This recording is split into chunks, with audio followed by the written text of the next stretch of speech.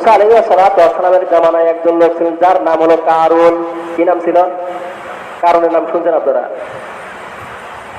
কারণ সবচাইতে টাকা পয়সার মালিক ছিলেন বেশি। হাদিসের মধ্যে আছে নবী করিম সাল্লাল্লাহু আলাইহি ওয়াসাল্লাম বলেন, এই কারণের গোডাউনে ৭০টা উট থাকতে তার এই ঘরের চাবি বলার জন্য। কয়টা? ৭০টা উট। তারপর বোঝাই দিয়ে নিয়ে আসতো চাবি। তাহলে গোডাউন কতগুলো ছিল আর কতগুলো ছিল? এই কারণের কাছে যখন মুসা পয়গম্বর আলাইহিস সালাম যখন গেলেন, যা কারণকে বলতেছেন, দেখো তোমার উপর যাকাত ফরজ হয়েছে। কি ফরজ হয়েছে? যাকাত ফরজ হয়েছে, তোমার যাকাত দিতে হবে। যাকাতের টাকা উসুল করার জন্য মুসা পয়গম্বর গেছে। এখন কারণ কয়, দেখো আমার কাছে আজে বাজে কথা নিয়ে আসো না। একজন নবী যা বলতেছে তোমার উপর যাকাত ফরজ হয়ে যাকাত দিতে হবে, তোমার অর্থ থেকে আল্লাহ রাস্তায় কিছু দান করতে হবে। এখন সে বলে কি যে আমার সাথে কি করো না, আমার সাথে এরকম মস্করা করো না। মুসা পয়গম্বর বলেন, দেখো আমি তোমার সাথে মস্করা করতে আসি নাই, তোমার সাথে ঠাট্টাও করতে আসি নাই, বরং আল্লাহ তাআলা তোমাকে যে সম্পদ দিতে সেই সম্পদ থেকে আল্লাহ রাস্তায় কিছু ব্যয় করো। কারণ বলতে, আচ্ছা ঠিক আছে যান, আমি একটু চিন্তা ভাবনা করে দেখি। চিন্তা ভাবনা করে দেখি দেওয়া যায় নাকি। চিন্তা ভাবনা করতেছেন, চিন্তা ভাবনা করতে করতে এক সময় তিনি চিন্তা করতে দেখছেন, মুসা তো যেই রাস্তা দিয়ে যায় সেখানে মুসা পয়গম্বরের সাথে দেখা হলেই তো ফেলাদার কাছে যায়। কি বলেন? এক শ্রেণীর মানুষের যারা হুজুর দেখলে ভয় করে আর এক রাস্তা দিয়ে যায়। তবে সিজনের সময় আসতে হুজুর দেখলে তো এখন হুজুর হয়তো টাকা যাবি আর না ধানের কথা বলবি। কি বলেন? কিছু মানুষ আছে না, এই সোজা হওয়া হুজুর আসতেছে, তেমন এই রাস্তাটা আসে আর এক রাস্তা দিয়ে আসবে। ভয় আসবে যে হুজুরের সাথে দেখা হলে তো বছর মাতার সুজনে কিছু ধান চাবে আর না হলে টাকা পাবে। আলহামদুলিল্লাহ আলহামদুলিল্লাহি ওয়া কাফা ওয়া সালামুন আলা ইবাদিহিল্লাযীনা ইসতাফা। আম্মা বা'দু ফাআউযু বিল্লাহি মিনাশ শাইতানির রাজীম। বিসমিল্লাহির রাহমানির রহিম।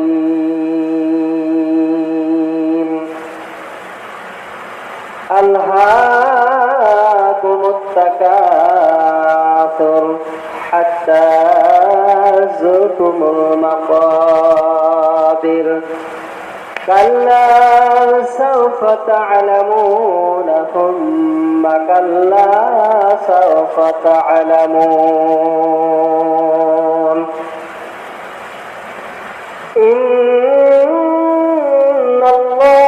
ইন্নাল্লাহা ওয়া মালাইকাতাহু ইউসাল্লুনা আলান নাবী ইয়া আইয়ুহাল্লাযীনা আমানু সাল্লু আলাইহি ওয়া সাল্লিমু তাসলিমা। আল্লাহুম্মা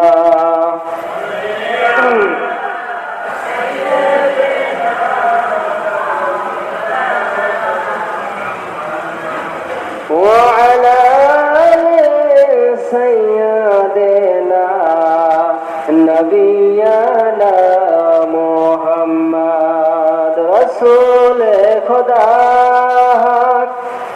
सिखाने को आए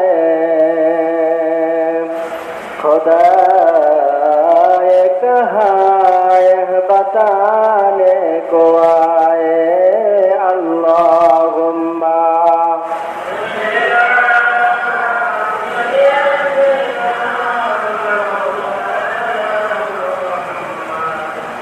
وعلى سيدنا शफियाना मुहम्मद करीमा बबशा इबरहानिमा के हस्तम नसेरे कमंदे हवा। अल्लाहुम्मा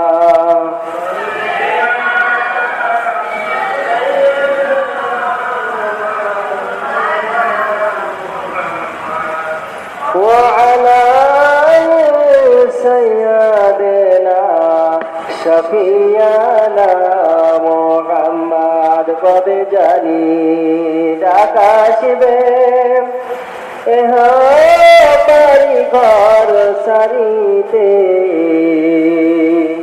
আপন পোশাক খুলে খুলে সাদা কাফন পরিতে আল্লাহুম্মা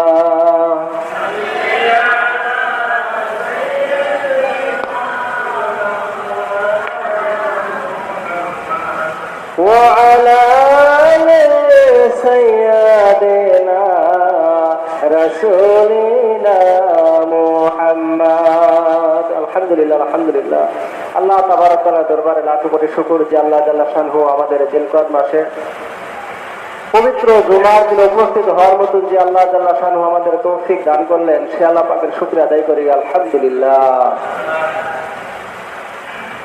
এই জিলকত মাসটা অত্যন্ত বরকতপূর্ণ মাস।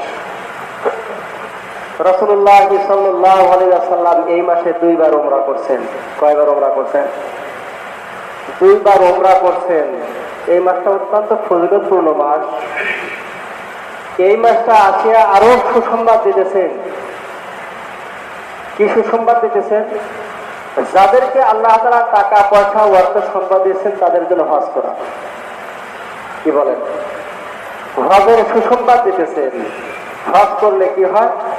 নবী করিম সাল্লাল্লাহু আলাইহি ওয়াসাল্লাম বলেন, যদি কোনো মানুষ হালাল প্রত্যয় হালাল টাকা পয়সা দিয়ে নিয়াতকে ইখলাসের সাথে করে ওই মানুষটা যদি খানায় কাবা ঘর জিয়ারত করে, আল্লাহর ঘর জিয়ারত করে, আল্লাহ পাক বলেন একটা সন্তান নিষ্পাপ বাচ্চা যখন মায়ের গর্ভ থেকে জন্ম নিলে যেরকম নিষ্পাপ হয়ে বের হয়, ঠিক একজন মানুষ হজ করলে পারে, আমার ঘর ত্যাগ করলে পারে, আমি আল্লাহ পাক তাকে এরকম মাসুম বেগুনা বানাই। বলে সুবহানাল্লাহ। তাহলে এটা একটা সুসংবাদ। আর একটা সুসংবাদ নবী করিম সাল্লাল্লাহু আলাইহি ওয়াসাল্লাম দেন। কি সুসংবাদ? নবী করিম সাল্লাল্লাহু আলাইহি ওয়াসাল্লাম বলেন, যে ব্যক্তি আমার কবর জিয়ারত করলো, যে ব্যক্তি কি করলো? আমার কবরটা জিয়ারত করলো, ওয়াজাবাত লাহু শাফাআতি। নবী বলেন যে ওই ব্যক্তি আমার কবর জিয়ারত করলো, আমি নবী তার উপর ওয়াজিব হয়ে যায় কিয়ামতের ময়দানে তার জন্য সুপারিশ করার জন্য। জোরে বলে সুবহানাল্লাহ। তাহলে নবী করিম সাল্লাল্লাহু আলাইহি ওয়াসাল্লামের কবর জিয়ারত করা এটা উম্মতের জন্য আবশ্যক, জরুরি। করলে কি হবে? নবী করিম সাল্লাল্লাহু আলাইহি ওয়াসাল্লাম বলেন কিয়ামতের ময়দানে সর্বপ্রথম আমার ওই উম্মতের জন্য আল্লাহর কাছে সুপারিশ করে শাফাআত করে তার জন্য জান্নাতের ফয়সালা করে। এটা তাদের সৌভাগ্য আছে। এর সাথে নবী করিম সাল্লাল্লাহু আলাইহি ওয়াসাল্লাম বলেন জিলহজ মাসের 10 তারিখে তোমাদের জন্য আরেকটা সুসংবাদ রয়েছে। সেইটা হলো কি? বলে প্রত্যেকটি ইবাদতের সওয়াব এক একটা করে দেওয়া হয়, কিন্তু এই কুরবানির দিনে, কুরবানির সময় এই পশু যে কুরবানি করবে এর শরীরে যত লোম থাকবে, পশম থাকবে, প্রত্যেকটি লোমের বিনিময় আল্লাহ তাআলা এক একটা নেকি তার উম্মতের জন্য দিয়ে দিবে। জোরে বলে সুবহানাল্লাহ। তাহলে আমাদের জন্য সুসংবাদ বয়ে আসতেছে সামনে। কিন্তু সামনে তো সুসংবাদ আসতেছে, কিন্তু আমাদের সামনে একটা বাধা আছে। বাধা কি? নবী করিম সাল্লাল্লাহু আলাইহি ওয়াসাল্লাম বলেন, ওগো আমার উম্মতেরা, ওগো আমার সাহাবীরা, শুনে রাখো, তোমাদের জন্য সামনে একটা মুসিবত আছে। সেই মুসিবতটা হলো সম্পদ। যত মানবতা রয়েছে, যত টাকা পয়সা অর্থ রয়েছে, এই দুনিয়াকে তোমাকে মহব্বতের মধ্যে ডুবাই রাখবে। নবী করিম সাল্লাল্লাহু আলাইহি ওয়াসাল্লাম উম্মতদেরকে সাবধান করে দিয়েছে, আমার উম্মতেরা, ওগো আমার সাহাবীরা, তোমাদেরকে বলি, সামনে কিন্তু তোমাদের জন্য বড় একটা বাধা। আর সেই বাধাটাই হলো সম্পদ, অর্থ সম্পদ, টাকা পয়সা। যার যত টাকা পয়সা আছে দিন থেকে তাকে আরো দূরে সরাই যাচ্ছে। কি বলেন? যার অন্তরের মধ্যে দিনের মহব্বত, যার অন্তরের মধ্যে দিনের মায়া, আল্লাহর নবী বলেছেন এই মানুষটার অন্তরের মধ্যে যখন দুনিয়ার মায়া আসা যাবে, এই মানুষটা তখন আর দুনিয়ার দিন থেকে সে অনেক দূরে সরে যাবে, তখন তার দিন আর ভালো লাগবে না, দিন থেকে অনেক দূরে যাবে। কারণ সে দেখবে আমার অভাব রয়ে গেছে, আমার এই অভাবটা পূরণ করার জন্য সে সামনের দিকে অগ্রসর হবে। কোন দিকে? সামনের দিকে অগ্রসর হবে। কি সামনের দিকে?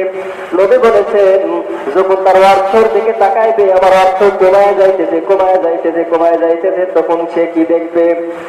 সে হালাল হারাম কোনটাই বাঁচবে না, শুধু দেখবে না কোনটা খাইলে সুদ হয়, কোনটা খাইলে হারাম হয়, কোনটাই দেখবে না, বরং সে শুধু দেখবে আমার অর্থ কেন কমে যায়, আমার অর্থ বাড়াইতে হবে বাড়াইতে হবে। নবী আফসোস করে বলেন আমার সাহাবীরা উম্মতেরা শুনে রাখো, হাসরের ময়দানে আমি তো সকল সাহাবীদের আগেই বলে দিয়েছি, আমার সাহাবীরা শুনে রাখো, আমি তো তোমাদেরকে সবচেয়ে বড় ভয় ওই জন্য করি না যে তোমরা গরিব হয়ে যাইবা, এই জন্য আমি ভয় করি না, বরং আমি সবচাইতে ভয় করি যে তোমরা সম্পদের পিছনে পড়ে তোমাদের ঈমানকে একদম ধ্বংস করে ফেলে দিবা। আমি তো এই দিকে ভয় করি যে তুমি দুনিয়ার দিকে অর্থ সম্পদ টাকা পয়সার পিছনে ঘুরে ঘুরে ঘুরে ঘুরে তোমার ঈমানকে একদম ধ্বংস করে দিবা, এইটা আমি ভয় করি, কিন্তু তুমি যে গরিব হয়ে যাইবা এটা আমি ভয় করি না। এই জন্য আমাদের সাবধান হওয়া দরকার। টাকা পয়সা অর্থ করি সব কিছু আছে, কিন্তু মনের মধ্যে শান্তি নাই, মনের মধ্যে ঈমান নাই। আমার একটা দেহের মধ্যে একটা কল্প রয়েছে, এই কল্পটা যদি পরিষ্কার হয়ে যায়, নবী আকরাম সাল্লাল্লাহু আলাইহি ওয়াসাল্লাম বলেন অন্তরটাই কল্পটা যদি পরিষ্কার হয়ে যায়, দুনিয়া তার কাছে তার ছিল মনে হবে। কিন্তু অন্তরটা এই কল্পটা যদি পরিষ্কার না হয়, আল্লাহ পাক রব্বুল আলামিন কোরআনে কারীমের মধ্যে বলছেন আলহাকুমুত তাকাসুর হাত্তা যুরতুমুল মাকাবির। ও আমার বান্দা, তোমরা দুনিয়ার সম্পদ টাকা পয়সার মোহ করে তোমরা দিন থেকে কাবিল হয়ে যাইতেছো। হাত্তা যুরতুমুল মাকাবির, যতক্ষণ পর্যন্ত তোমরা কবরস্থ না পৌঁছবে ততক্ষণ পর্যন্ত তোমাদের অন্তর থেকে দুনিয়ার মায়া যাবে না। কি বলেন? আল্লাহ কি মিথ্যা বলছেন? সত্যই তো আল্লাহ বলেছেন। আমাদের মায়া তো শুধু দুনিয়ার জন্য হয়ে গেছে, অর্থ সম্পদের পিছনে আমাদের সময় কাটা দিচ্ছে, অর্থের পিছনে এত ঘুরতেছি। একটু চিন্তা করা দরকার যে আল্লাহ বলেন ও আমার বান্দা, আমি শুধু তোমাদেরকে একটা দুনিয়ার মধ্যে দায়িত্ব দিয়েছি, কিন্তু দুইটা দায়িত্ব আমি পালন করেছি। একটা শুধু তোমাদের দিয়েছি, তাই তোমাদের ঈমানের মধ্যে দেখা যায়। আর আমি আল্লাহ পাক রব্বুল আলামিন দুইটা জগতে আমি তোমাদেরকে লালন পালন করেছি রে বান্দা।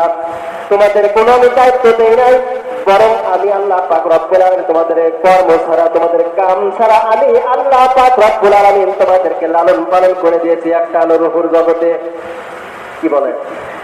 রুহুর জগতে বান্দা তোমাদের কোনো কাম কাজ করো না কেন? শুধু তোমরা বসে বসে থাকছো, আমি আল্লাহ পাক রব্বুল আলামিন রুহুর জগতে তোমাদেরকে সুন্দরভাবে খিলাইলাম, সুন্দরভাবে তোমাদেরকে আমি সেখানে লালন পালন করলাম রে বান্দা। এরপরে আমি আল্লাহ পাক রব্বুল আলামিন আরেকটা জগতে পাঠায় দিলাম, সেটা হলো মায়ের গর্ভে। মায়ের গর্ভের মধ্যে আসিয়া বান্দা তোমাদের কোনো কর্ম দেই নাই, তোমাদের কোনো কাজ কর্ম দেই নাই, বরং তোমরা বসে বসে শুয়ে শুয়ে মার উদরের মধ্যে শুয়ে শুয়ে তোমাদেরকে আমি খাওয়াইছি। ধরে বলেন সুবহানাল্লাহ। তোমাদের যখন যেটা অভাব হয়েছে সেটা আমি পূরণ করে দিয়েছি। আর কেবলমাত্র তোমাদেরকে আমি 1 থেকে 60-70 বছর হায়াত দিয়ে দুনিয়াতে পাঠায় দিলাম। এই দুনিয়াতে আসিয়া মাত্র তোমরা কি কাজ করলা, কি ভালো কাজ করলা কিছুই বুঝলাম না। ও বান্দা, দুনিয়াতে খেলতে মাসের জন্য পাঠাই নাই, আমি আল্লাহ দুনিয়াতে শুধু তোমাদের একটু ছাড়িয়া দিয়েছি, আমি দায়িত্বটা এড়াই নিয়েছি। বললাম বান্দা, আমি দুইটা জগতে তোমাদের পারলাম, একটা জগতে তোমাদের আমি ছাড়িয়া দিলাম, দেখি তোমরা কেমন করে আমল করতে পারো, আমার ইবাদত করতে পারো। ও বান্দা, দেখতেছি 1 থেকে 60-70 বছরের মধ্যে আসিয়া তোমরা এত পাগল হয়ে গেছো দুনিয়ার জন্য। আমি আল্লাহকে বলিয়া তোমরা দুনিয়ার মহব্বতের মধ্যে পড়ে গেছো, অর্থ সম্পদের টাকা পয়সার মধ্যে পড়ে গেছো। আমি আল্লাহ পাক রব্বুল আলামিন দুনিয়াতে অনেক বান্দা পাঠাইছি, তাদেরকে অনেক অর্থ সম্পদ দিয়েছি, কিন্তু অর্থ সম্পদ তাদের বাঁচাতে পারে নাই, টাকা পয়সা তাদের রক্ষা করতে পারে নাই, কোন কিছুই তাদের দেখতে পারে নাই, বরং আমি আল্লাহ পাক তাদের সময় শেষ হয়েছে, আমি আল্লাহ কিন্তু তাদের ধ্বংস করে দিয়েছি। বান্দা সাবধান হয়ে যাও, শেষ দিন আমার নবীর মহব্বতের খাতিরে আমি আল্লাহ পাক তোমাদের কান্দার কারণে গুনাহ মাফ করে দেই। হাজারো তুমি যদি গুনাহ কাজ করো, আমি আল্লাহ পাক রব্বুল আলামিন নবীর দয়ার খাতিরে আমি তোমাদের জন্য তওবার দরজা খুলে দিয়েছি। বান্দা যখন তওবা করবা, আমি আল্লাহ পাক রব্বুল আলামিন তওবা করার সাথে সাথে আমি আল্লাহ গুনাহ মাফ করে দেই। জোরে বলেন সুবহানাল্লাহ। এই যে তোমাদের টাকা পয়সা দিলাম বান্দা, এই টাকা পয়সা আজকে আছে কালকে নাই, আজকে তোমাকে ইজ্জত দেওয়া হয়েছে, কালকে তোমার ইজ্জত নাও থাকতে পারে, আজকে তুমি চেয়ারম্যান হয়েছো, কালকে চেয়ারম্যান নাও হইতে পারা, কালকে আজকে তুমি মেম্বার হয়েছো, কালকে তুমি মেম্বার নাও হইতে পারো। কি বলে ঠিক না ঠিক? আজকে তুমি গ্রামের মেম্বার হয়েছো, সম্মান করতেছো এলাকার লোকজন, সমাজের লোকজন তোমাকে বড় মনে করে, কিন্তু কালকে তোমাকে তো অপমানও করতে পারে। এটা আমার সবসময় কি রাখতে হবে? আল্লাহর উপর তাওয়াক্কুল রাখতে হবে, ভরসা রাখতে হবে। আল্লাহ তুমি সবকিছু করতে পারো, সবকিছুর মালিক তুমি আল্লাহ। টাকা পয়সার মালিক তুমি, মুহূর্তের মধ্যে টাকা পয়সা আমার কাছ থেকে ছিনিয়ে নিতে পারো। এই জন্য সাবধান হওয়া দরকার। টাকা পয়সা দিয়ে কিন্তু কোনোদিন কি করা যায় না, মানুষকে কেনা যায় না। টাকা পয়সা দিয়ে কিন্তু মানুষের ঈমান আনা যায় না, টাকা পয়সা দিয়ে কিন্তু মানুষের শান্তি আনা যায় না। কি বলেন, আনা যায় নাকি? আনা যায় না। এই জন্য দুনিয়ার মহব্বত সবচাইতে কঠিন। রাসূলুল্লাহ সাল্লাল্লাহু আলাইহি ওয়াসাল্লাম বলেন, উনজুর ইলা দুনিয়া ইলা মান আসফালা মিনকুম। নবী করিম সাল্লাল্লাহু আলাইহি ওয়াসাল্লাম সাহাবীদেরকে লক্ষ্য করে বলেন, আমার সাহাবীরা, উনজুরু ফিদ দুনিয়া, তোমরা দুনিয়াতে নজর করো ওই সকল মানুষের দিকে, যেই সকল মানুষেরা তোমাদের থেকে কি আছে, মান আসফালা মিনকুম, তোমাদের থেকে যারা নিচে আছে তাদের দিকে তাকাও, তাহলে তোমার ঈমান কিভাবে মজবুত হবে। আর তুমি যদি উপরের দিকে তাকাও, আমি হলাম 10 টাকার মালিক, আর আমার থেকে আমার সমাজের মধ্যে আরেকজন হলো 20 টাকার মালিক হয়েছে, আমি হলাম 1 তলার মালিক, আর আমার থেকে দেখতেছে আমার বাড়ি পাশে আরেকজন হলো 2 তলার মালিক, তাহলে তোমার মনের মধ্যে শান্তি আসবে না, তোমার মনের মধ্যে কোনো সময় ঈমানও আসবে না, বরং তোমার মনটা উপর দিকেই চাইতে থাকবে, উপর দিকেই যাইতে থাকবে। এই জন্য রাসূল বলেছে, তোমরা সব সময়ের জন্য তোমাকে আল্লাহ পাক যে সম্পদ দিয়েছে, এই সম্পদ নিয়ে তুমি নিচের মানুষের দিকে তাকাও। তোমার পার্শ্ববর্তী একজন মানুষ না খাওয়া আছে, আল্লাহ তোমাকে খাওয়া কিনে দিয়েছে, খেলা কিনে দিয়েছে, একজন মানুষ ধান যারা খাইতেছে, তুমি বসে খাইতেছো, সেই মানুষের দিকে তুমি তাকাও, তাহলে তোমার ঈমান বাড়বে, ঈমান মজবুত হয়ে যাবে। জোরে বলেন সুবহানাল্লাহ, সুবহানাল্লাহ। কিন্তু আমাদের ভাগ্যে আমাদের মনটাই হলো এরকম যে আমরা শুধু উপর দিকে তাকাই, কেমন ভাবে চলতে পারে, ধনী হওয়া যাবে, কোন মানুষকে মানতে পারে আমি টাকা পয়সার মালিক হতে পারবো, কিভাবে মানুষকে ঠকাইতে পারে, ঠকায়া আমি ধনী হতে পারবো, এই চিন্তা চেতনা সবসময় আমার অন্তরের মধ্যে। কিন্তু দেখেন আল্লাহ পাক রব্বুল আলামিন দুনিয়াতে কিন্তু এমন মানুষকে আল্লাহ পাক পাঠিয়েছেন যা কোটি কোটি সম্পদ বিক্রি করে, কোটি কোটি সম্পদ থাকার পরেও আল্লাহ পাক রব্বুল আলামিন তাকে দুনিয়া থেকে বিদায় করে দিয়েছেন, তাকে শান্তি দিতে পারে নাই। মুসা আলাইহিস সালামের জামানায় একজন লোক ছিলেন, যার নাম হলো কারুন। কি নাম ছিল? কারুনের নাম শুনছেন আপনারা? কারণ সবচাইতে টাকা পয়সার মালিক ছিলেন বেশি। হাদিসের মধ্যে আছে, নবী করিম সাল্লাল্লাহু আলাইহি ওয়াসাল্লাম বলেন, এই কারণের গোডাউনে 70টা উট থাকতে পারে ঘরের চাবি বলার জন্য। কয়টা? 70টা উট। তারপর বোঝাই দিয়ে নিয়ে আসতো চাবি। তাহলে গোডাউন কতগুলো ছিল আর কতগুলো ছিল? এই কারণের কাছে যখন মুসা পয়গম্বর আলাইহিস সালাম যখন গেলেন, কারণকে বলতেছেন, দেখো তোমার উপর যাকাত ফরজ হয়েছে। কি ফরজ হয়েছে? যাকাত ফরজ হয়েছে, তোমার যাকাত দিতে হবে। যাকাতের টাকা উসুল করার জন্য মুসা পয়গম্বর গেছে। এখন কারণ কয়, দেখো আমার কাছে আজে বাজে কথা নিয়ে আসো না। একজন নবী যা বলতেছে তোমার উপর যাকাত ফরজ হয়ে যাকাত দিতে হবে, তোমার অর্থ থেকে আল্লাহ রাস্তায় কিছু দান করতে হবে। এখন সে বলে কি যে আমার সাথে ইয়ের কি করো না, আমার সাথে এরকম মস্করা করো না। মুসা পয়গম্বর বলেন, দেখো আমি তোমার সাথে মস্করা করতে আসি নাই, তোমার সাথে ঠাট্টাও করতে আসি নাই, বরং আল্লাহ তাআলা তোমাকে যে সম্পদ দিতে সেই সম্পদ থেকে আল্লাহর রাস্তায় ব্যয় করো। কারণ বলতে আচ্ছা ঠিক আছে যা, আমি একটু চিন্তা ভাবনা করে দেখি, চিন্তা ভাবনা করে দেখি দেওয়া যায় নাকি। চিন্তা ভাবনা করতেছেন, চিন্তা ভাবনা করতে করতে এক সময় তিনি চিন্তা করতে চেয়েছেন, মুসা তো যেই রাস্তা দিয়ে যায় সেখানে মুসা পয়গম্বর সাথে দেখা হলেই তো ফেলাবার কাছে পায়। কি বলেন, এক শ্রেণীর মানুষ যারা হুজুর দেখলে ভয় করে আরেক রাস্তাতে যায়। তবে সিজনের সময় আসতে তো হুজুর দেখতে এখন হুজুর হয়তো টাকা যাবি আর না ধানের কথা বলবি। কি বলেন, কিছু মানুষ আছে না এই সোজা হুজুর আসতেছে, দেখুন এই রাস্তাটা আসা আর এক আসতে দেয়, ভয় আসবে যে হুজুর সাথে দেখা হলে তো তুই বছর মাতার সুযোগে কিছু ধান চাবে আর না হলে টাকা পাবে, এই জন্য ভয় করে আর এক রাস্তা দিয়ে যায়। এক শ্রেণীর মানুষ, আপনারা না, আপনারা আমার ভালো মানুষ। তো মুসা পয়গম্বর রাস্তা দিয়ে যান, যে রাস্তাতে যান কারণ দেখা সাথে তার রাস্তা দিয়ে যাওয়া হবে, কারণ মুসা পয়গম্বর সাথে দেখা হলে তো টাকা পাবে। এক পর্যায়ে মুসা পয়গম্বরের অতিষ্ঠ হয়ে কারণ চিন্তা ভাবনা করলে যে না এইভাবে মুসাকে ঠেকানো সম্ভব না, কি করা যাবে, মুসা পয়গম্বরের বিরুদ্ধে কিছু ঘটনা ঘটাইতে হবে, শত্রুতা শুরু করে দিলেন। আচ্ছা বলেন তো মুসা পয়গম্বরের কি এখানে কোনো স্বার্থতা আছে, কোনো দোষ আছে? উনি আল্লাহর পক্ষ থেকে তার কাছে গেছেন যে তোমার সম্পদ থেকে আল্লাহর রাস্তা কিন্তু ব্যয় করো, তাকে তো কোটি কোটি সম্পদের মালিক আল্লাহ বানায় দিয়েছেন। কিন্তু কারো চিন্তা করে দেখছেন যে এই সম্পদ আমার কিছু না, আমি এক জায়গা থেকে যে ওই জায়গা তো খালি হয়ে যাবে, ওইটা আমি পূরণ করবো কেমনে? কি বলে, এক পর্যায়ে দেখা গেছে মুসা পয়গম্বরের বিরুদ্ধে দাঁড়ায় গেলেন। মুসা পয়গম্বর এক জায়গায় বক্তব্য দিতেছেন, ওয়াজ করতেছিলেন, এমন সময় কারণ দাঁড়ায় গেছে। কারণ দাঁড়ায় বলতেছেন যে মুসা পয়গম্বর আপনি তো বড় বড় কথা বলেন, কিন্তু আমি আপনার কাছ থেকে একটা ফতুয়া চাই। বলে কি ফতুয়া?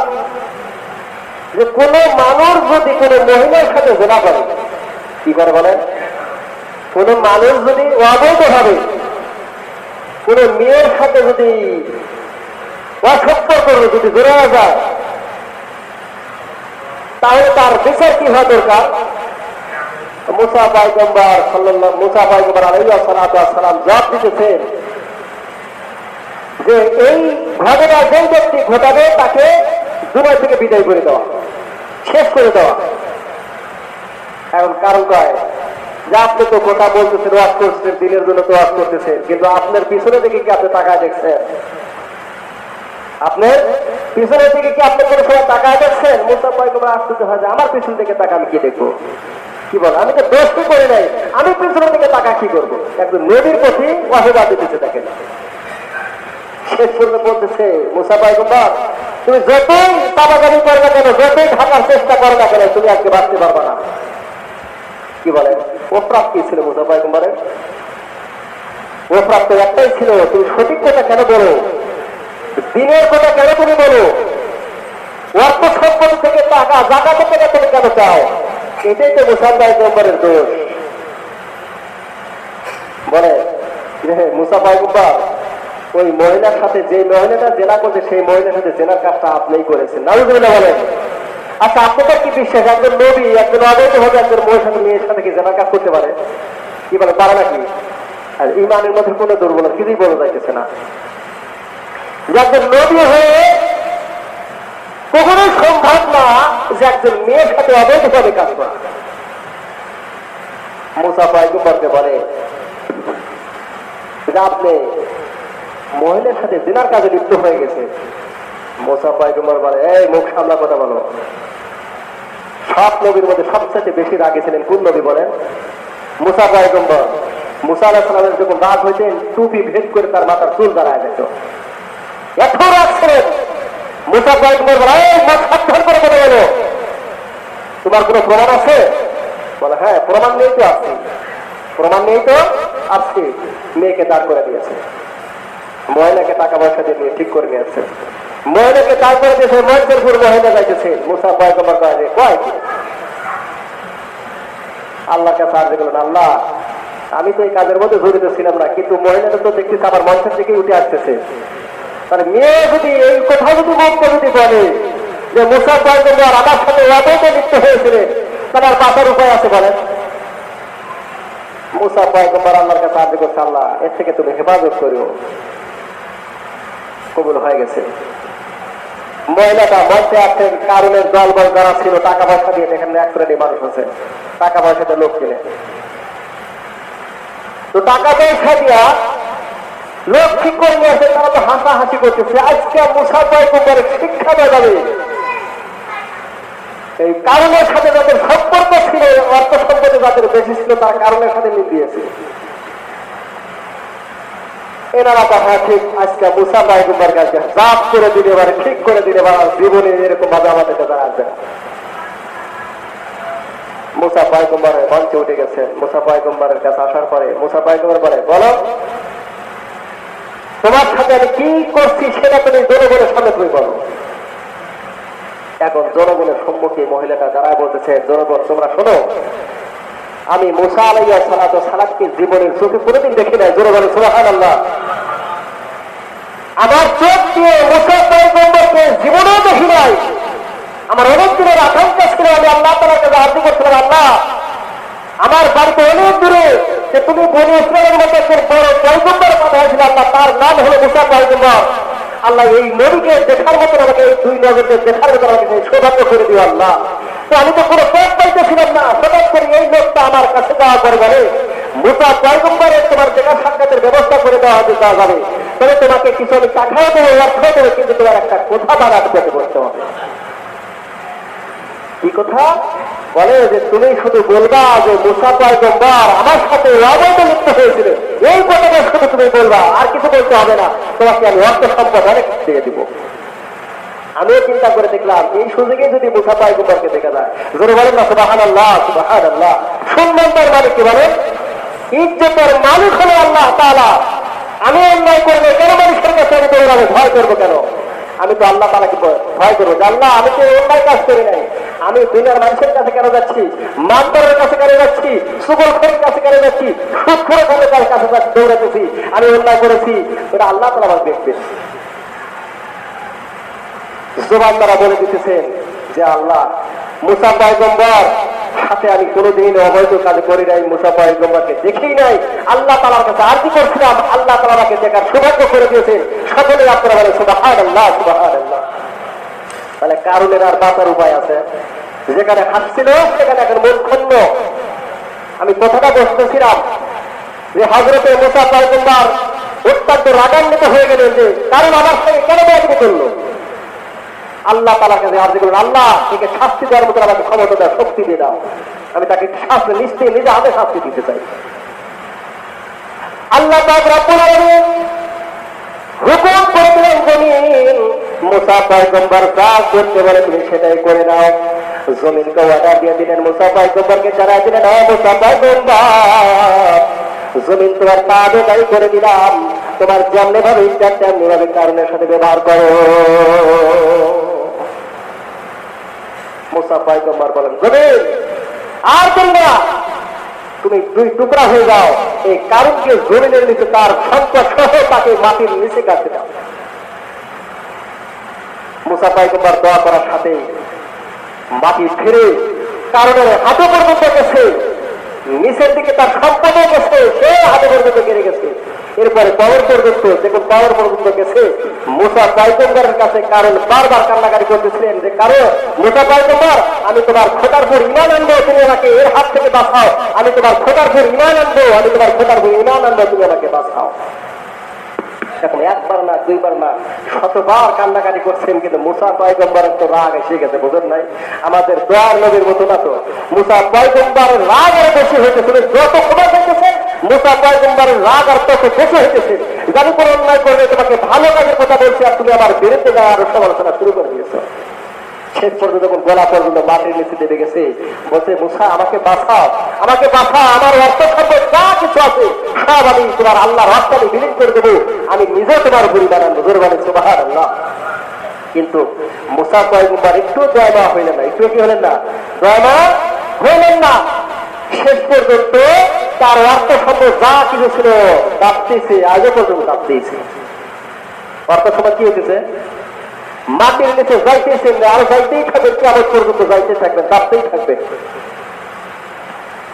আল্লাহ পাক রব্বুল আলামিন যখন কারো জমিনে নিচে চলে গেলেন, আল্লাহ পাক রব্বুল আলামিন ওহীর মাধ্যমে জানাই দিলেন, হে মুসা পয়গম্বর, দুনিয়ার বুকের বান্দা আমার কাছে কতবার তওবা করে, আমার কাছে কত অন্যায় করে, তারপরে একবার যদি আমার কাছে মাপ চায়, আমি আল্লাহ পাক রব্বুল আলামিন তাকে ক্ষমা করে দেই। মুসা পয়গম্বর, কারণ তো তোমার কাছে মাত্র একটা অন্যায় করেছে, আর তোমার কাছে হাজার হাজার বার মাপ চাইতে তুমি ক্ষমা করে দিতে পারো নাই। মানে আমি আল্লাহ কত বড় দয়াশীল, কত বড় ধৈর্যশীল, বান্দা এত গুণা করতেছে, আমারই বাড়িতে থাকে, আমারই খায়, আমারই পোশাক পরিধান করে, আমি সবকিছু দিতেছি আমার বান্দাকে, আর সেই বান্দার সাথে দানদানি করতেছে, তাহলে আমি আল্লাহ পাক রব্বুল আলামিন কি করে তাদেরকে দেখাশোনা করি, ভালোবাসি? আমি তো তোমার মতো রাগ করি নাই, যদি রাগ করতাম তাহলে সব বান্দা করি একসাথে জমির সাথে পিছিয়ে তাদের বাইরে তাদের আমি শেষ করে দিতাম। কি বলেন? আল্লাহ তো দয়াশীল, আল্লাহ দয়াশীল। এই জন্য আমাদের সামনে আসতেছে ওই কারণের মতন হওয়া যাবে না, এরকম কৃপণ হওয়া যাবে না, বকিল হওয়া যাবে না। আমাদের সামনে কুরবানির দিন আসতেছে, হজের দিনগুলো আসতেছে, এগুলো আমাদের চিন্তা ফিকিরে আসতে হবে যে আল্লাহ হজের সময় আসতেছে, তাদের জন্য যা আমাদের অর্থ সম্পদ টাকা পয়সা আছে তারা তো হজ করবে, আর যাদের দেয় নাই তারা আল্লাহর কাছে তো আল্লাহর কাছে কান্দে, আল্লাহ আমাদেরকে মৃত্যু দিয়ে না, হজ না করা পর্যন্ত, আল্লাহ তোমার ঘর তওয়াফ না করা পর্যন্ত, তোমার নবীর কবর জিয়ারত না করা পর্যন্ত আল্লাহ আমাদের কবরে নিও না। এটা আল্লাহ কবুল করতে পারে কি পারে না বলেন? অর্থ সম্পদ নাই, কান্দেন আল্লাহর কাছে, কান্দেন আল্লাহ ব্যবস্থা করে দিবে। দ্বিতীয় নম্বর কথা হলো সামনে আমাদের কুরবানি। অনেক ভাই কিন্তু আমরা খালি বাহানা, শুধু ঋণ আছে, অনেক ঋণ আছে, কুরবানি দেবো কেমনে? টাকা পয়সা নাই, খালি ভাব দেখা, খালি ভাব। নেকির কাজে আসলে, ভালো কাজের থেকে আসলে খালি ভাব দেখায়। এত অজুহাত থেকে আসতে আমার বুঝে আসে না। আফসোস, এত সওয়াব আল্লাহ পাক দিয়েছেন, এত সম্মান দিয়েছেন, যে কুরবানির দিনে এত সওয়াব, এত সওয়াব যা অন্য কোনো আমলের মধ্যে এত সওয়াব লেখা হয় নাই, অথচ কুরবানির দিনে আল্লাহ এত সওয়াব দিয়েছেন। প্রত্যেকটি লোনের দিনে আল্লাহ তাআলা আমার আপনাকে একটা করে রেখে দিবে। জোরে বলেন সুবহানাল্লাহ। এই জন্য আমরা আজ থেকে নিয়াত করবো যে আল্লাহ যেহেতু জেল কোট মাস করে গেছে, আর বেশি দিন সময় নেই, আমরা আজ থেকে নিয়াত করবো ইনশাআল্লাহ যে সামনে আমি কুরবানি দেবো, সামনে আমি কি করবো? কুরবানি দিব ইনশাআল্লাহ। যারা না পারি একটা বকরি কুরবানি দিয়ে দিলাম, কি বলেন? গরুর ভাগে না যায় বকরি দিয়ে দিলাম, ছাগল দিয়ে দিলাম, খাসি দিয়ে দিলাম। হ্যাঁ, বুঝুন নাই? আবার খাসি যারা কিনবার যায় সেখানে আবার বয়সের কম হয় না, 11 মাস 12 মাস এখনো পুরেই নাই, এরকম যদি আপনি ছাগল হুষ্টু পুষ্টু ছাগলও যদি দিয়ে আসেন, কুরবানি কিন্তু হবে না। এই জন্য সাবধান বন্ধুরা কিন্তু বুঝে বুঝে কিনেন।